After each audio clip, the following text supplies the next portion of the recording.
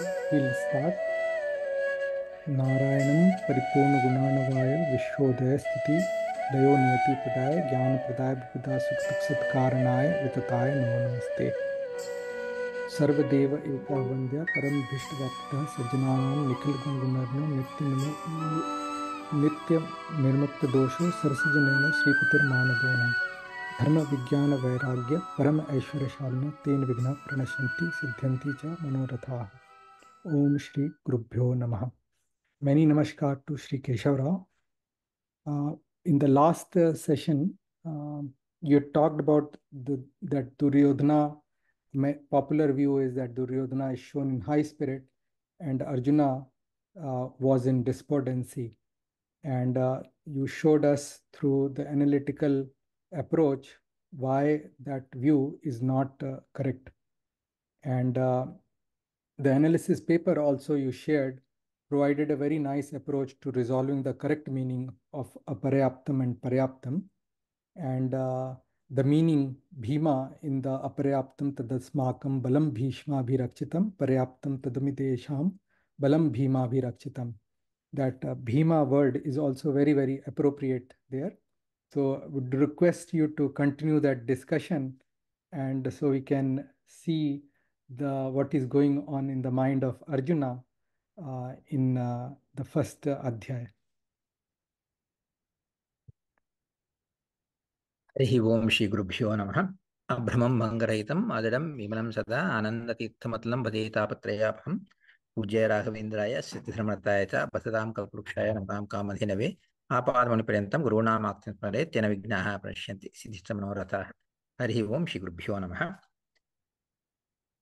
We are doing Anusandhana Gita, how it is applicable to us, and also how it gives a multifaceted picture of the Bhagavad Gita situation. As you all know, Mahabharata war, on the juncture of that, Bhagavad Gita Upadesha happened. So it's quite possible that people may think that Bhagavad Gita is applicable for Arjuna only and for a war situation only. It is not applicable for others. It is not applicable for other situations. This kind of a thought is very likely to come to the minds of the people. Both are not true in the sense Gitopadesha is for everybody. Dugdha Gopalanandanaha, Vatsva Sudhir Bhokto. This comparison also we see the milk is there. Milk is not for only one person, it's for everybody. Amruta, this Gita Amruta is for everybody. It's not for Arjuna only, it's for everybody. And it's not for the war situation only. It is for every situation of life, every juncture of life, every part of life, every walk of life. It is applicable. It gives many practical solutions. And another aspect is it gives the not only the Tattvika Chintana, but also the behavioral patterns of the characters involved in the Bhagavad Gita Upadesha, like in the first adhyaya, first half is focused more on Duryodhana's mentality. The second half is focused on Arjuna's mentality. In the first half, Duryodhana's mentality, where it's focused on that, we said the popular view is that Duryodhana was in a very high spirits, he's arrogant, he doesn't care anything, he is not at all worried about anything. That's the popular view. It's not the correct view, it's the wrong view. In case of a second half, whatever people have, that view is correct. That Arjuna felt depressed, and initially he felt very nice and wonderful. He says, let me go and fight and put me in the middle of the battlefield. So his starting emotion was very, very positive emotion, nice and wonderful. Suddenly he becomes very negative. So that is the view presented, and that's the correct view also. There is no change in Arjuna, because in case of Arjuna, there is not much of misunderstanding. Whatever popular view is there, that's the correct view also. But still, another question pops up that we have discussed already off the line, where why did Arjuna who is so seasoned warrior. A seasoned warrior acting like that looks very unnatural. Why did it? You know, he's not all worried about the, he fought the wars for himself, for others, or it doesn't matter what it is. All kinds of wars he fought. He fought with huge army, Kaurava army itself. For him, the size of the army doesn't matter. The purpose of the war doesn't matter. Nothing matters for him. He's a warrior at heart, warrior at action, warrior at play, warrior in every respect. So nothing should bother him, affect him. But still, why did it affect in this situation? We talked about that, the reason for that. And we will, because we already talked offline about that, our job becomes a little easier. We will see how it all evolved. As you all know, initially, when the war is about to break out, when the whole thing, Duryodhana's situation and all happened, Bhishma blows the conch, and then first Bhishma blows the conch, then the Kaurava side, Bheri, Panavanaka, Gomukha, different kinds of instruments. You might have seen in movies the huge drum-like thing where people bomb, bomb, bomb. They to declare the war. Do that. All those things were blown. Huge sound is made, but even such a huge sound did not have any impact, or at least is not mentioned. That, oh, when the Kauravas made that huge thing, it really shook up Pandavas. That kind of mention is not there. But on the other hand, after that, Krishna blows his Panchajanya, Devadatta, Shankha, Arjuna blows, Poundra Shankha, Bhima blows, and all the others also they blow their Shankas, and the huge noise that comes out of that Shankadhvani, Shankanada, Nabhavin, Prithvim Chaiva, Tumulo, Venunadayan. Then what happened is, when that happened, they got really shaken up. Saghosho Dhartarashtranam Hudayani Vyadarayat. The sound, just no nagari, no huge, huge instruments. But the Shankadvani that the Pandavas made itself was good enough, more than sufficient to tear the hearts of the Kauravas. Saghoshaha Dhartarashtranam. Here it says Dhartarashtranam. It didn't shake up Bhishma or Drona, but Dhartarashtras, that is Dhritarashtra's children, Kauravas, their hearts were cracked. They were like, pierced through their hearts. That sound. So this is what is mentioned. And then that, after that part of that episode, Ata Vyavastitan Društva Dhatarashtraन् Kapidhvajaha Pravrutte Shastra Sampate Dhanurudyamya Pandavaha Shikesham Tada Vakyam Idamaha Mahipate. That is the introduction part, how the Duryodhana, Arjuna's mental state started. There, the interesting aspect is, now the word that is Kapidhvaja. Hanumanta himself is standing in the Dhvaja of Arjuna so that it can, create more fear. Whenever the sounds are made, Hanumanta, along with that, he really stayed there with his power, and he used to make sounds so that that sound added with this sound becomes really bhayankara sound for, and shaking up the enemies. So that's what it happened. And the word that is Shastra Pata or Shastra Sampata is a very interesting word. Just like the word Paryapta, Paryapta have almost opposite meanings. We call Janus words or contronyms. In one way, the Shastra Sampata also is a contronym, but of course here it's obvious only one meaning is applicable. But for the sake of those who are interested in Sanskrit, a little bit, it's not too much, but just want to say, Shastra Pata is dropping the weapons. Shapata or Shampata. One can drop the weapons on the ground, or one can drop the weapons on the enemies. So if you drop the weapons on the enemies, that means it is actually picking up the fight. It's fighting. It's like exhibiting the fighting temperament.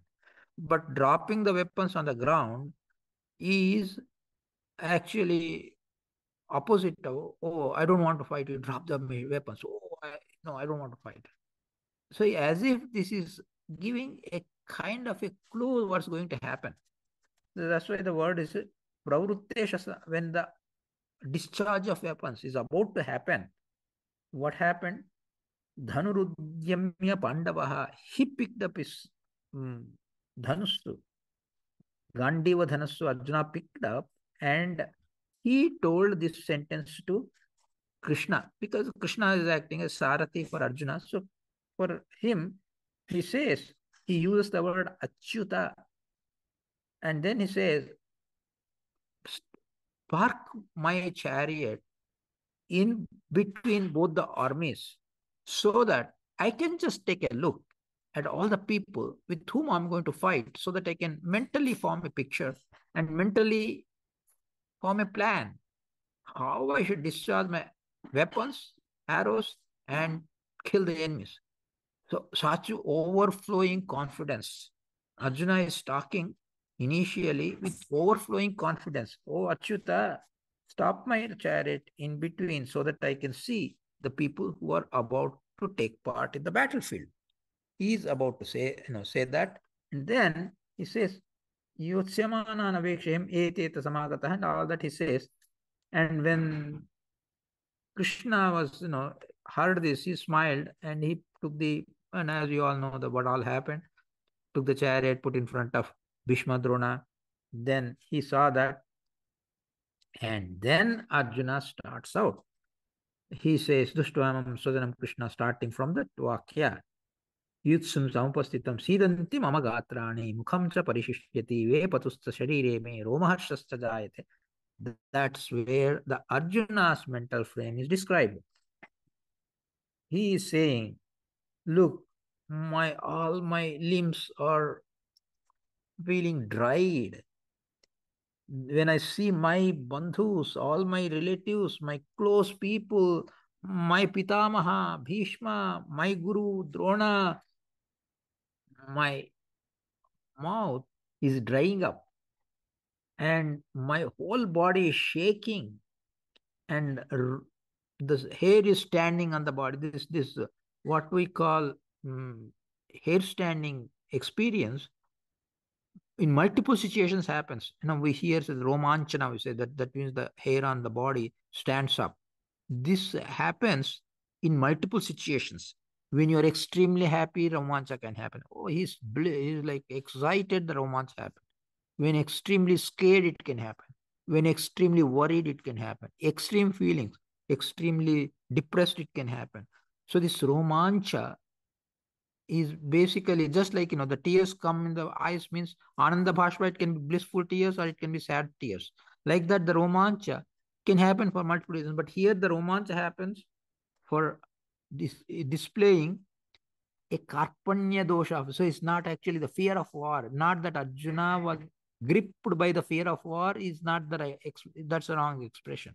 That's not the Arjuna is gripped with the excessive attachment towards his enemies, towards his bandhavas who are acting as enemies for him, who are like in the form of enemies. They are enemies and come bandhavas. And bandhus come enemies. Bandhus come enemies are standing in front of Pandava army in front of Arjuna. So that is what is making him have that Romaharsha or the hair standing experience. And then his mentality is described in detail. I don't have to go through all that, but you can read the slokas by yourself. Gandivam shamste hastat tvaksaiva paridashyate na cha shaknomi avastatum brahmativa cha me manaha nimittani cha pashyami viparitani keshava. So these then Arjuna goes into a kind of an arguments. He gives why the war is so bad. War what in this kind of this stage. Of course, earlier so many wars were fought, but this particular war, actually, that's what really happened. When the war ended, Kaurava side all were killed except a handful, like Ashwatthama, Krupacharya, Krutavarma. Only they were left there. And on Pandava side, the Pandavas and Krishna only they were left.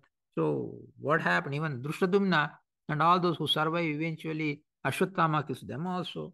All that it happens. So whatever Arjuna said happened.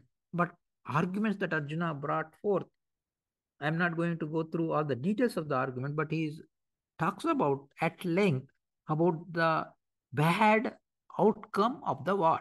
So this war is going to be so bad. If knowing that this war is bad, why should we fight? So the first chapter ends with Arjuna saying that these words, Yadimam apratikaram ashastram shastrabanayah dhatarashtraha rane hanyu tan me kshemataram bhavet. Even if I won't fight, I'll just stand like this. So I won't even put up weapon. I won't throw a weapon. And all they are holding weapons, right? They won't say, "Oh, Arjuna doesn't have a weapon. We won't have a weapon." They don't say that. They're going to discharge their weapons. It's okay. Let the Kauravas kill me. That's better for me. Kshemataram bhavet. Anyahu tat me kshemataram bhavet. Even if they kill me in the battlefield, that's fine with me. I don't want to fight. I don't want to fight. That's it. I am just giving up. I don't want to fight. Sanjaya says, Yevamuktva Arjunaha Sankhe Rathopastha Upavishat Visujya Sasharam Chapam Shoka Samvigna Manasa, completely engulfed in shoka. The shoka, what is the cause of the shoka? So the mental picture of Arjuna is he is engulfed by the shoka. And what was the cause of the shoka? How it was addressed by Krishna in the next entire Bhagavad Gita, that is starts from the second chapter. So in the first chapter, this is how Arjuna situation, mental state is explained or described, and that is how the first chapter ends by Sanjaya's words that Arjuna, engulfed by Shoka, he sat down in the chariot. That's how it ends. So, any questions are there, you can feel free to ask. We'll enter the next topic in the next class. Hare Srinivasa.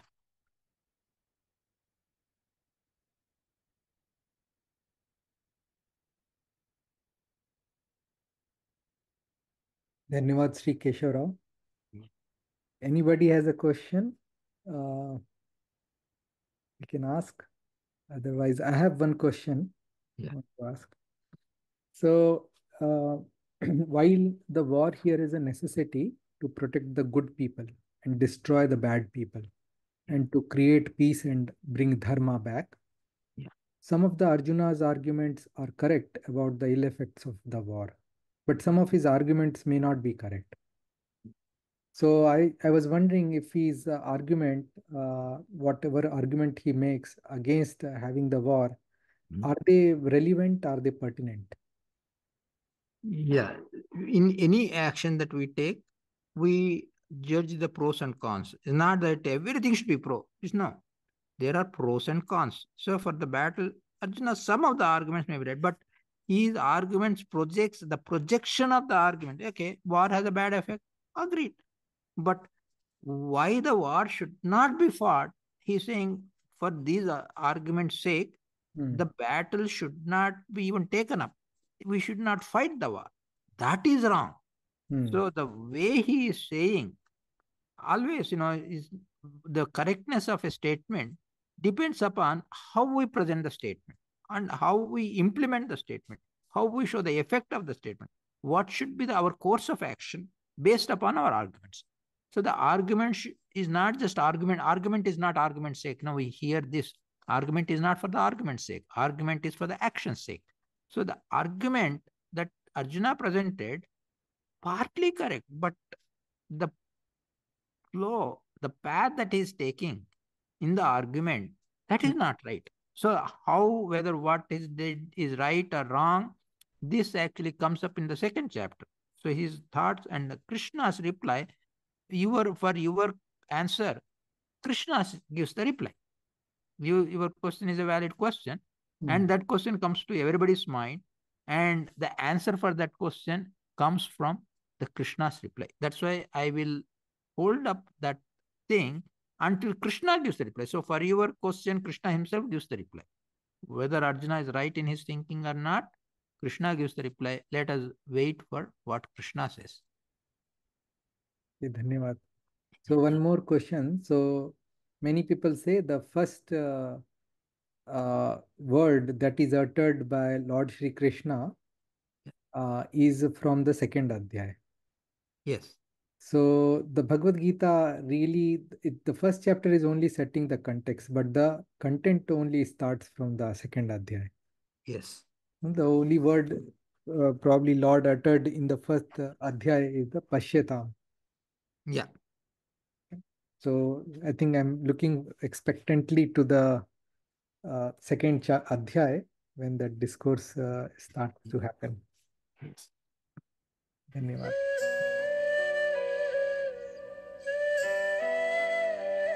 Hare Srinivasa. We'll meet on Wednesday again. धन्यवाद. साष्टांग नमस्कार. किशोर. We'll say the prayer and prayer. ॐ सर्वे भवन्तु सुखिनः सर्वे सन्तु सन्तु निरामयाः सर्वे सर्वे भद्राणि पश्यन्तु मा कश्चित् दुःखभाग् भवेत् ॐ ॐ शान्ति शान्ति शान्ति शान्ति शान्तिः हरे श्रीनिवास शिवरात्रि.